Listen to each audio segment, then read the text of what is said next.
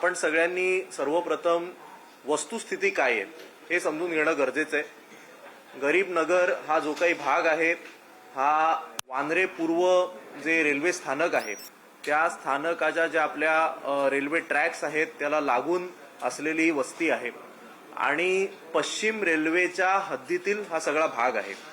पश्चिम रेल्वेला त्यांचं इन्फ्रास्ट्रक्चर हे वाढवायचं आहे आणि याकरता त्यांना ती जमीन हवी आहे, त्याकरता त्यांना तिकडे ट्रॅक्स बांधायचे, जादा ट्रेन सोडायच्या आहेत, वांद्रा टर्मिनसवरनं वांद्रा लोकल स्थानक जोडायचं आहे, या कारणाकरता त्यांना ती जमीन पाहिजे होती आणि ही जमीन रिकामी व्हावी याकरता गेले 9 वर्ष पश्चिम रेल्वे विरुद्ध गरीब नगर येथील रहिवासी असा खटला हा हायकोर्टामध्ये सुरू होता।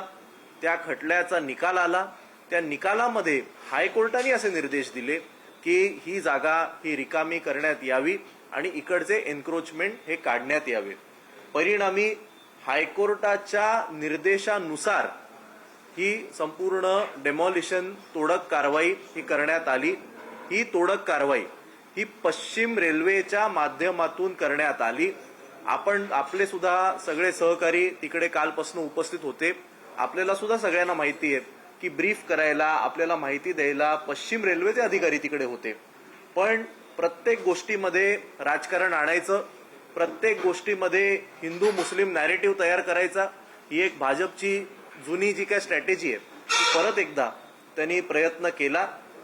जे काम हे रेग्युलर इन्फ्रास्ट्रक्चरसाठी होणार होतं, जे काम हे इन्फ्रास्ट्रक्चर अपग्रेडेशनसाठी होणार होतं, त्याला जातीचा धर्माचा रंग देण्याचा एक अतिशय घाणेरडा प्रकार हा भाजपकडनं करण्यात आला आणि मग सोशल मीडियाच्या माध्यमातून आता भाजपचा महापौर मुंबईत झालाय म्हणून डेमॉलिशन करण्यात आलं, आता मुख्यमंत्र्यांच्या वतीने हे डेमॉलिशन करण्यात आलं, मग ह्याच्यामध्ये काय बाबा शिवसेनेला म्हणजे आम्हाला आणि वरुण सरदेसाईंना धक्का लागला, हे असे काही काही व्हिडिओ तयार करून म्हणजे रोज आपण जर मुंबईमध्ये पाहिलं रोड वाईडनिंग करता, SRAच्या कामा करता, नाल्यांच्या वाईडनिंग करता दररोज डेमॉलिशन होत असतात। इन्फ्रास्ट्रक्चर अपग्रेड करताना आपल्याला ते करावं लागतं।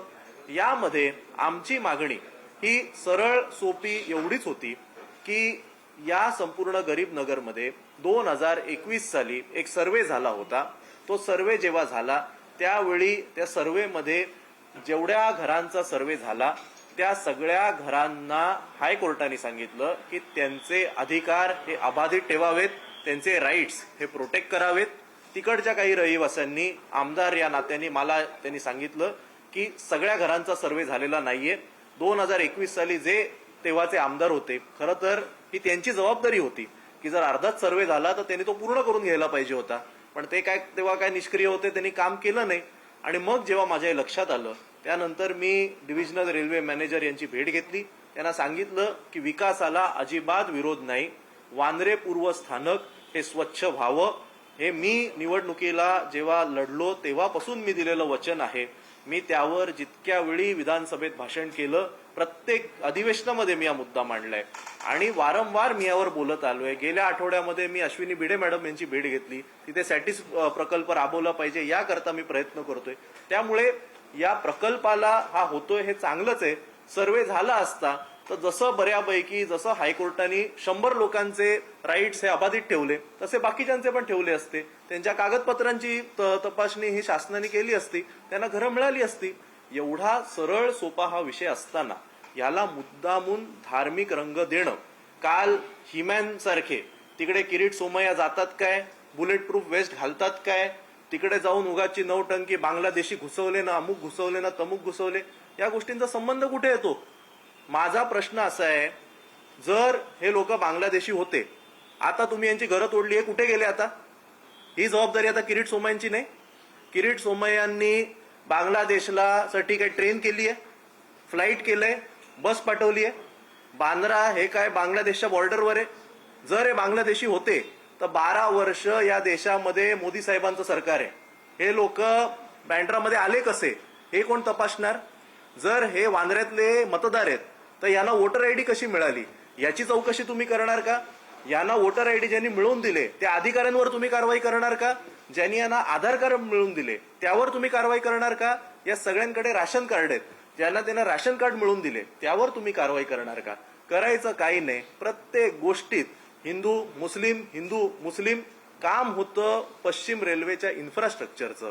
तेवढ्यापुरतं जर केलं असतं तर म्हणून आम्ही सुद्धा हायकोर्टाचा निर्देश होता, जेवढ्या लोकांना आपल्याला मदत करता आली ती आम्ही केली, जेवढ्या लोकांना पुनर्वसन आपल्याला करता आलं शासनाच्या धोरणानुसार ते करायला मी लोकप्रतिनिधी म्हणून मी कटिबद्ध आहे, मी ते करणार. मला काही ह्यांच्या धर्माच्या आणि नॅरेटिव्हच्या याच्यात जायचं नाही. प्रत्येक गोष्टीला आणि आज जो काही लाठीचार्ज झालेला आहे याकरता मला वाटतं कालपासून तिथे जे कोण अजितदादांच्या पक्षाचे कार्यकर्ते हे लोकांची माती भडकवत होते यांच्यावर सुद्धा कारवाई झाली पाहिजे. काल जे किरीट सोमय्या लोकांची घरं तुटत असताना मी तोडली करून आधीच त्यांना जे भडकवण्याचे धंदे करत होते याची सुद्धा चौकशी झाली पाहिजे. म्हणजे एका बाजूला घरं तोडत असताना ज्यांनी लोकांची माती भडकवली, कोणी त्यांना प्रवृत्त केलं पोलिसांवर अटॅक करायला, या सगळ्या घटनेची चौकशी झाली पाहिजे. जर ती झाली नाही तर हे वारंवार संपूर्ण मुंबईभर महाराष्ट्रभर असंच होईल. उद्या जर कुठे दंगल घडली तर या दंगलीसाठी जबाबदार कोण हे सुद्धा पोलिसांनी शोधून काढलं पाहिजे. सरळ सोपी पश्चिम रेल्वेकडनं इन्फ्रास्ट्रक्चर अपग्रेड करता होणाऱ्या कारवाईमध्ये हिंदू मुस्लिम बांगलादेश रोहिंगे बिहिंगे संबंध कुठे येतो? मला वाटतं हा देखील एक प्रश्न आहे. आणि त्यामुळे निवडणुका आता झालेल्या आहेत, बीएमसीची इलेक्शन झाली, तुम्ही तिकडे तुमचा महापौर झाला, आता कामं करा ना. 3-3.5 वर्ष चांगली कामं करणार असू तर विरोधी पक्षात असून सुद्धा आम्ही तुम्हाला सपोर्ट करायला तयार आहोत. मांजरा स्टेशन तुम्ही अपग्रेड करणार आहात, हे माझ्या मतदारसंघात अपग्रेडेशन होतंय, मला देखील त्याचा आनंद आहे. तेवढंच आमची भूमिका होती. आज जी काय लाठीचार्ज तिकडे झाला, जेव्हा झाला तेव्हा मी आदित्यजी असतील, जयंत पाटील साहेब असतील, बंटी पाटील साहेब असतील, महाविकास आघाडीच्या सगळ्या नेत्यांच्या सोबत मंत्रालयामध्ये बैठकीला होतो. बाहेर आल्यावर काही पत्रकार बांधवांनी मला विचारलं, मी माहिती घेतली आणि मग मला जो काही सगळा प्रकार कळलेला आहे ह्याची सखोल चौकशी होणं हे गरजेचं आहे. तिकडच्या लोकांची माथी ही कोणी भडकवली? काल पहिला दिवस असताना मॅक्झिमम तोडक कारवाई ही काल झाल्यानंतर आज तर उरलेली थोडीशी होती. आज ही घटना का घडली? कालच्या रात्रीमध्ये कोणी त्यांची जाऊन माती भडकवली? कोणी तिकडे सोशल मीडियाचे स्टंट केले? कोणी तिकडे इंस्टाग्रामच्या रील बनवल्या? कोणी खोटे डिटेन होण्याची नाटकं केली? या सगळ्याची चौकशी झाली पाहिजे. जे कोणी मतापोटी या लोकांची माती भडकवली की आम्हीच तुमचे वाचवणारे, हे या सगळ्यांची चौकशी होऊन त्यांना भडकवणाऱ्या लोकांवर कारवाई व्हावी अशी माझी भूमिका आहे.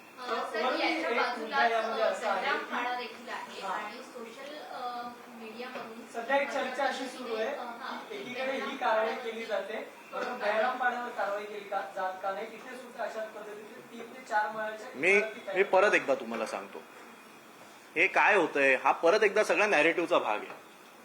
मी सुरुवात कशाने केली तुम्ही ऐकलं असतं तर तुम्ही मला प्रश्नच विचारला नसता. हे का झालं? हा जो भाग आहे हा पश्चिम रेल्वेच्या इन्फ्रास्ट्रक्चर अपग्रेड प्रोजेक्ट करता त्यांना पाहिजे होता, म्हणून पश्चिम रेल्वेनी त्यांना नोटिसा पाठवल्या, नोटिसांना त्यांनी उत्तरं दिली, नोटिसांच्या विरोधात ते हायकोर्टात गेले, हायकोर्टामध्ये हा खटला चालला, खटला 9 वर्ष चालला, 9 वर्षानंतर त्याचा निकाल लागला आणि निकाला अंती ते डेमोलिशन झालं. ह्याच्यामध्ये कोणी सुपर कॉन्स्टिट्युशनल ऑथॉरिटी नाहीये की बाबा हे तोडायचं आणि हे वाचवायचं, असा देश चालत नाही, असं कोणी सांगू शकत नाही. आणि त्यामुळे हे का तुटलं किंवा हे का तुटलं नाही याची काही उत्तरं मी तुम्हाला देऊ नाही शकत, कोणीच तुम्हाला देऊ नाही शकत. एखादा जो प्रोजेक्ट होता त्या प्रोजेक्ट करता जे बाधित होते यामध्ये सुद्धा जर राज्य शासनाचा प्रोजेक्ट असेल तर इतर सर्वे होतो, आपलं एसआरएचं धोरण आहे 2011 पर्यंत त्या सगळ्यांकडे जर कागदपत्र असतील तर त्यांना प्रोटेक्ट केली जातात. ही सगळी जमीन ही केंद्र शासनाची असल्या कारणानं ते तिकडे लागू होत नव्हतं. म्हणून आपल्याला माहिती असेल की केवळ हा एक पट्टा नाही. तुम्ही म्हणाल इकडे मुस्लिम बहुल आहेत, माझ्याकडे माझ्याच मतदारसंघात 42 एकर डिफेन्स खात्याची जमीन आहे, मी त्याकरता लक्षवेधी विधानसभेत मांडली आहे. तिकडे बहुतांश मराठी लोक राहतात. उद्या जर डिफेन्सच्या मनात आलं आणि सांगितलं जमीन खाली करा आणि सगळ्या मराठी लोकांची घरं तोडली तर काहीतरी धोरण तर असलं पाहिजे की नाही? तिकडे पण 2-2, 3-3 माळ्याचं लोकांनी घरं बांधली आहेत. मग माझी काय गरिबांची काय घरं तोडायची या भूमिकेचे नाही होत. मी काय म्हणतोय, जाती धर्म कशाला बघता, आपण कायदा बघूया ना. जो कायदा आहे तो कायद्याचं आपण पालन करावं.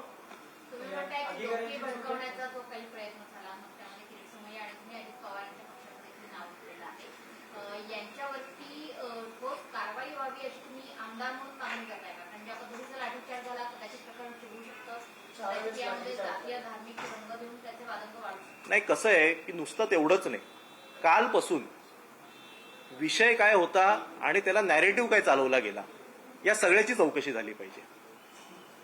चौकशी जर व्हायची आहे तर चौकशी या सगळ्याची झाली पाहिजे.